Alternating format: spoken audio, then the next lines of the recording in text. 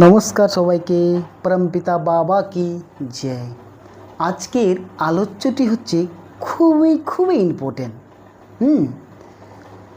কেননা আমরা যে কোনো কাজ করি না কেন সেই কাজের সাকসেস হওয়ার জন্য করি, সফলতা হওয়ার জন্য করি। তো আমাদের জীবনে সাকসেস হওয়ার অর্থাৎ সফলতা হওয়ার আসল কারণটা কি, কিভাবে আমরা সফলতা অর্জন করতে পারি, সেই প্রসঙ্গে দেবী পার্বতী একবার মহাদেবকে জিজ্ঞেস করেছিলেন যে হে মহাদেব, আপনি বলুন যে মানুষের জীবনের সফলতার আসল উপায়টি কি, কিভাবে একজন মানুষ সফলতা পেতে পারে।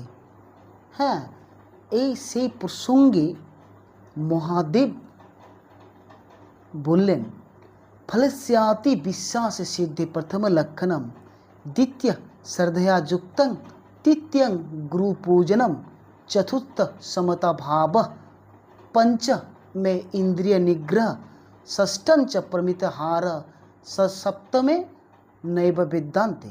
অর্থাৎ তিনি খুব সুন্দরভাবে বললেন যে একজন মানুষ সফলতা পেতে গেলে এই 7টা নিয়মকে, উপায়কে অবশ্যই মেনে চলতে হবে, তবেই একজন মানুষ সাকসেস পেতে পারে।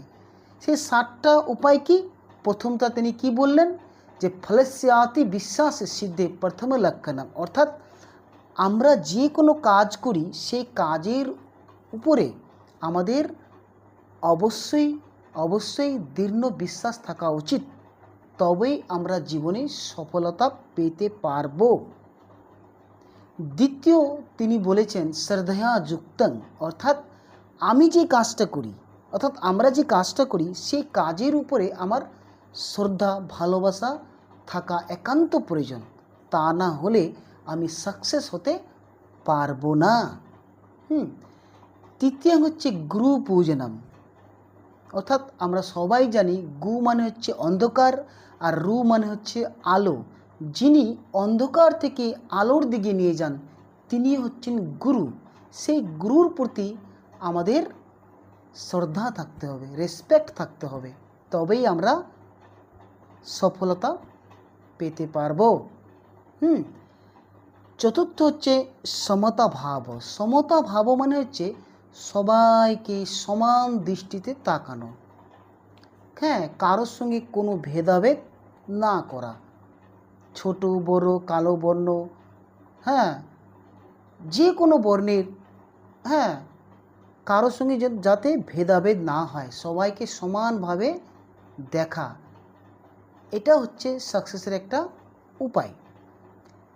পঞ্চ হচ্ছে পঞ্চমে ইন্দ্রিয় নিগ্রহ, অর্থাৎ আমাদের যে ইন্দ্রিয়গুলি তার উপরে নিয়ন্ত্রণ করতে হবে, কন্ট্রোল করতে হবে, তবেই আমরা সাকসেস পেতে পারি। এটাও একটা সফলতার উপায়। ষষ্ঠাঞ্চ হচ্ছে প্রমিত আহার, অর্থাৎ আমরা যে খাবারটা খাই সেই খাবারটা আমাদের সাত্ত্বিক আহার হতে হবে। অর্থাৎ আমরা খাবারটা অল্প খাবো কিন্তু আমরা পুষ্টিকর খাবার খাবো। কেননা খাওয়ার উপরে ডিপেন্ড করে আমাদের মন বা ইন্দ্রিয়ের উপরে সেটা প্রভাব পড়ে।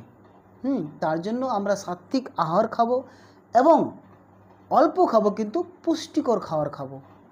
তো সেটাও একটা আমাদের সাকসেসের একটা উপায় মহাদেব বলে গেছেন। সপ্তম হচ্ছে নৈব বিদ্যান্তে, অর্থাৎ যখনই আমরা সময় পাবো তখনই আমরা পরম পুরুষের কীর্তন করে নেব, ওনাকে স্মরণ করে নেব। তো আমরা সবাই জেনে নিলাম আজকে যে আমাদের জীবনে সফলতা অর্জন করতে হলে আমাদের এই 7টা উপায় অবশ্যই মেনে চলতে হবে, তা না হলে আমরা জীবনে সাকসেস হতে আমরা পারবো না।